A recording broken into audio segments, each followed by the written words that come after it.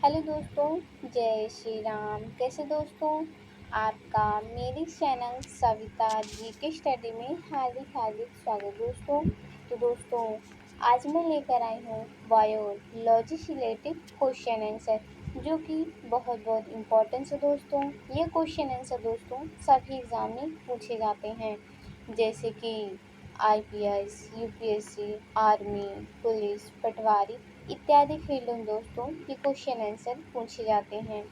अगर दोस्तों आप लोगों को मेरी वीडियोस अच्छी लगती हो तो मेरी इस वीडियो को लाइक ज़रूर कर देना। अगर आप चैनल पर नए हैं तो चैनल को सब्सक्राइब ज़रूर कर लेना। तो चलिए दोस्तों, अब हम इस वीडियो की शुरुआत करते हैं। आपका पहला प्रश्न आपसे पूछा जा रहा है दोस्तों, दूध से क्रीम निकालने में कौन सा बल लगता है? आपका पहला प्रश्न आपसे पूछा जा रहा है दोस्तों निम्नलिखित ऑप्शन पर। दूध से क्रीम निकालने में कौन सा बल लगता है? कौन सा बल लगता है दोस्तों?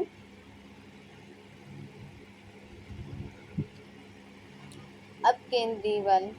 दूध से क्रीम निकालने में अपकेंद्रीय बल लगता है। ऑप्शन सी पहले प्रश्न का राइट आंसर। राइट आंसर दोस्तों ऑप्शन सी पहले प्रश्न का। चलिए दोस्तों, अब हम चलते हैं नेक्स्ट क्वेश्चन की ओर। आपका अगला प्रश्न आपसे पूछा जा रहा है दोस्तों, चाबी भरी घड़ी में कौन सी ऊर्जा होती है?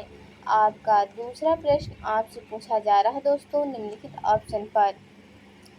चाबी भरी घड़ी में कौन सी ऊर्जा होती है? कौन सी ऊर्जा होती है दोस्तों? स्थितिज स्थितिज ऊर्जा।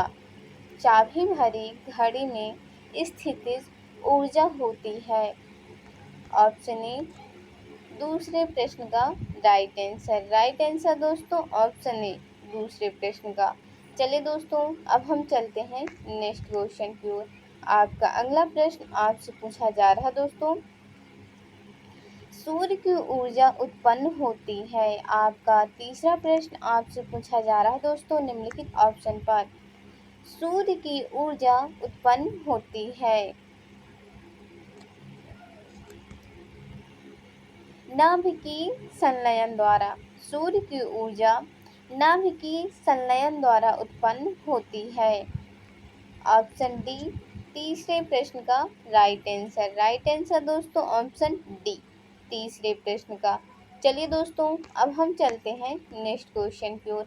आपका अगला प्रश्न आपसे पूछा जा रहा है दोस्तों, वायुमंडल में बादलों के तैरने का कारण है। आपका चौथा प्रश्न आपसे पूछा जा रहा है दोस्तों निम्नलिखित ऑप्शन पर। वायुमंडल में बादलों के तैरने का कारण है। घनत्व।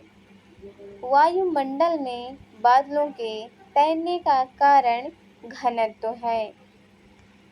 ऑप्शन बी चौथे प्रश्न का राइट आंसर। राइट आंसर दोस्तों ऑप्शन बी। चलिए दोस्तों, अब हम चलते हैं नेक्स्ट क्वेश्चन की ओर। आपका अगला प्रश्न आपसे पूछा जा रहा है दोस्तों, वस्तु की मात्रा बदलने पर क्या अपरिवर्तित रहेगा? आपका पांचवा प्रश्न आपसे पूछा जा रहा है दोस्तों निम्नलिखित ऑप्शन पर।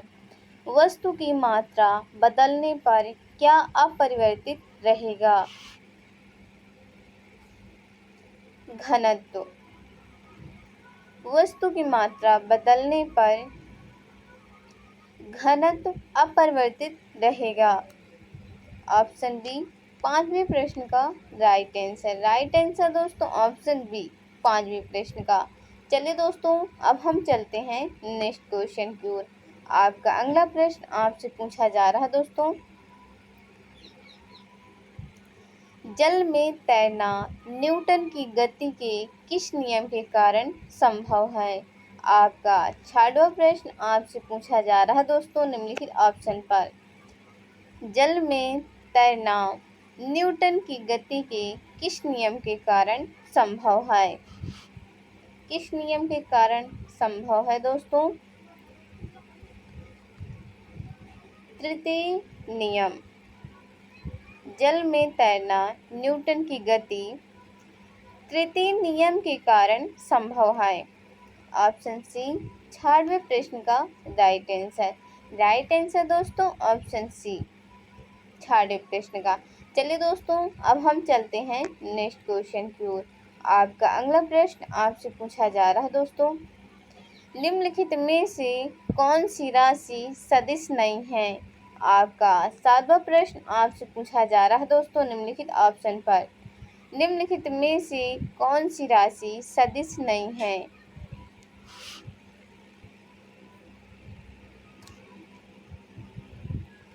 आयतन,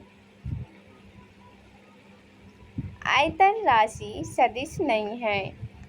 ऑप्शन बी 7वें प्रश्न का राइट आंसर। राइट आंसर दोस्तों ऑप्शन बी 7वें प्रश्न का। चलिए दोस्तों अब हम चलते हैं नेक्स्ट क्वेश्चन की ओर। आपका अगला प्रश्न आपसे पूछा जा रहा है दोस्तों,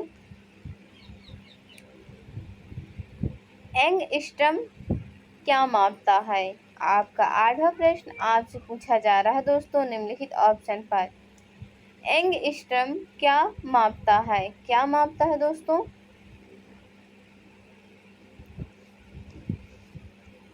तरंग दैर्ध्य, एंगस्ट्रम तरंग दैर्ध्य मापता है। ऑप्शन ए 8वें प्रश्न का राइट आंसर। राइट आंसर दोस्तों ऑप्शन ए। चलिए दोस्तों अब हम चलते हैं नेक्स्ट क्वेश्चन की ओर। आपका अगला प्रश्न आपसे पूछा जा रहा है दोस्तों, किस वैज्ञानिक ने सर्वप्रथम बर्फ के दो टुकड़ों को आपस में घिसकर पिघला दिया। आपका 9वां प्रश्न आपसे पूछा जा रहा है दोस्तों निम्नलिखित ऑप्शन पर, किस वैज्ञानिक ने सर्वप्रथम बर्फ के दो टुकड़ों को आपस में घिसकर पिघला दिया। डेवी, डेवी वैज्ञानिक ने सर्वप्रथम बर्फ के दो टुकड़ों को आपस में घिसकर पिघला दिया है। ऑप्शन सी 9वें प्रश्न का राइट आंसर। राइट आंसर दोस्तों ऑप्शन सी। चलिए दोस्तों अब हम चलते हैं नेक्स्ट क्वेश्चन की ओर। आपका अगला प्रश्न आपसे पूछा जा रहा है दोस्तों, ऊष्मा एक प्रकार की ऊर्जा है जिसे कार्य में बदला जा सकता है, इसका प्रत्यक्ष प्रमाण सबसे पहले किसने दिया। आपका 10वां व आखिरी क्वेश्चन आपसे पूछा जा रहा है दोस्तों निम्नलिखित ऑप्शन पर, ऊष्मा एक प्रकार की ऊर्जा है जिसे कार्य में बदला जा सकता है, इसका प्रत्यक्ष प्रमाण सबसे पहले किसने दिया। किसने दिया दोस्तों।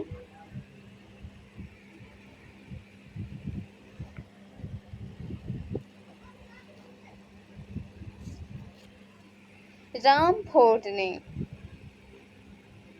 ऊष्मा एक प्रकार की ऊर्जा है जिसे कार्य में बदला जा सकता है, इसका प्रत्यक्ष प्रमाण सबसे पहले रामफोर्ड ने दिया है।